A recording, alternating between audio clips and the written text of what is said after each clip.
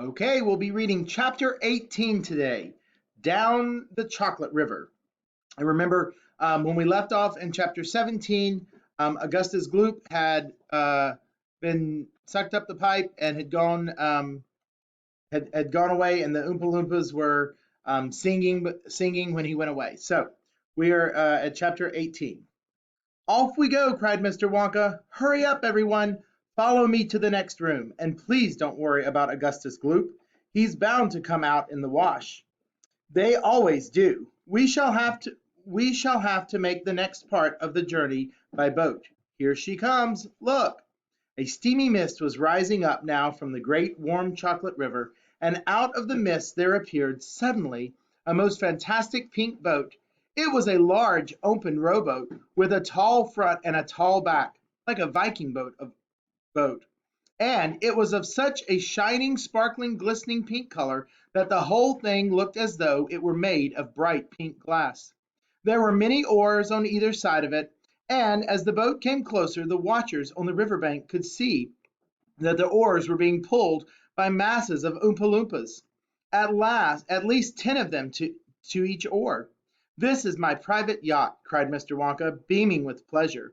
I made her by hollowing out an enormous boiled sweet. Isn't she beautiful? See how she comes cutting through the river. The gleaming pink boiled sweet boat glided up to the river bank. 100 Oompa Loompas rested on their oars and stared up at the visitors. Then suddenly, for some reason best known to themselves, they all burst into shrieks of laughter. What's so funny? Asked Violet Beauregard. Oh, don't worry about them, cried Mr. Wonka. They're always laughing. They think everything's a colossal joke. Jump into the boat, all of you. Come on, hurry up. As soon as everyone was safely in, the Oompa Loompas pushed the boat away from the bank and began to row swiftly down the river. Hey there, Mike TV, shouted Mr. Wonka. Please do not lick the boat with your tongue. It's only make it sticky. Please do not lick the boat with your tongue. It'll only make it sticky. Sorry. Daddy, said Veruca Salt, I want a boat. I want a boat just like this. I want you to buy me a big pink boiled sweet boat exactly like Mr. Wonka's. And I want lots of Oompa Loompas too to row me about. And I want a chocolate river. And I want. She wants a good kick in the pants, whispered Grandpa Joe to Charlie. The old man was sitting in the back of the boat, and little Charlie Bucket was right beside him. Charlie was holding tightly onto his grandfather's bony old hand. He was in a whirl of excitement. Everything that he had seen so far, the great chocolate river, the waterfall, the huge sucking pipes, the candy meadows, the Oompa Loompas, the beautiful pink boat, and most of all, Mr. Willy Wonka himself, had been so astonishing that he began to wonder whether there could possibly be any more astonishments left. Where were they going now? What were they going to see? And what in the world was going to happen in the next room? Isn't it marvelous? Said Grandpa Joe, grinning at Charlie. Charlie nodded and smiled up at the old man. Suddenly, Mr. Wonka, who was sitting on Charlie's other side, reached down into the bottom of the boat, picked up a large mug, dipped it into the river, filled it with chocolate, and handed it to Charlie. Drink this, he said. It'll do you good. You looked starved to death. Then Mr. Wonka filled a second mug and gave it to Grandpa Joe. You too, he said. You look like a skeleton. What's the matter? Hasn't there been anything to eat in your house lately? Not much, said Grandpa Joe. Charlie put the mug to his lips, and as the rich, warm, creamy chocolate ran down his throat into his empty tummy, his whole body, from head to toe, began to tingle with pleasure, and feelings of intense happiness spread over him. You like it? Asked Mr. Wonka. Oh, it's wonderful, Charlie said. The creamiest, loveliest chocolate I've ever tasted, said Grandpa Joe, smacking his lips. That's because it's been mixed by the waterfall, said Mr. Wonka told him.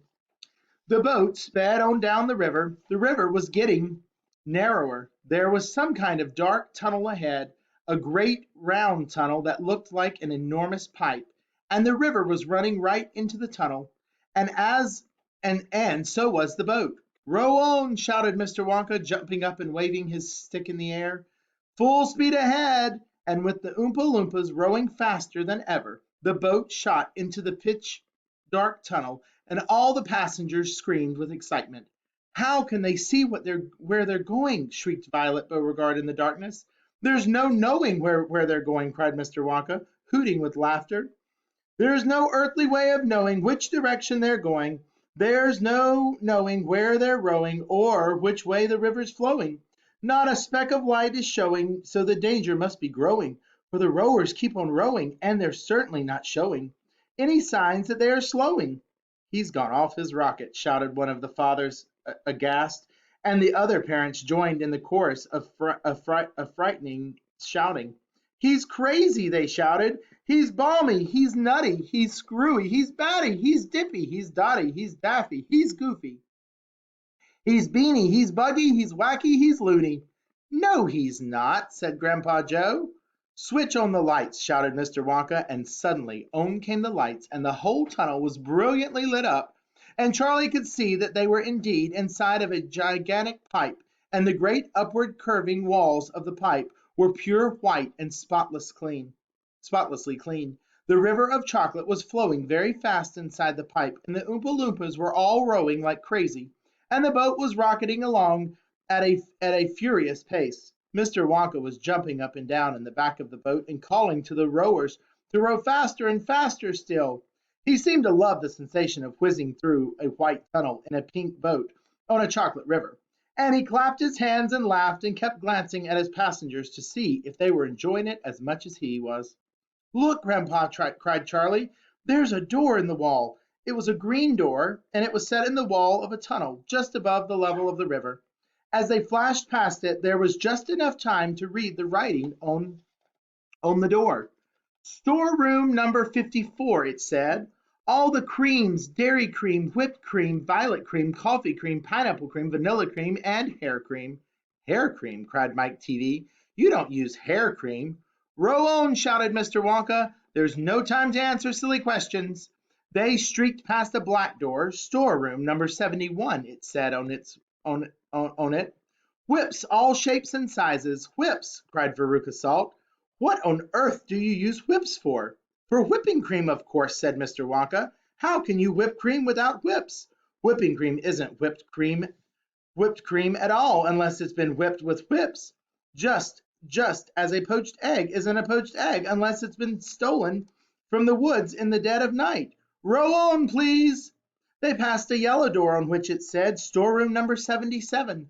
All the beans, cocoa beans, coffee beans, jelly beans, and has-beens.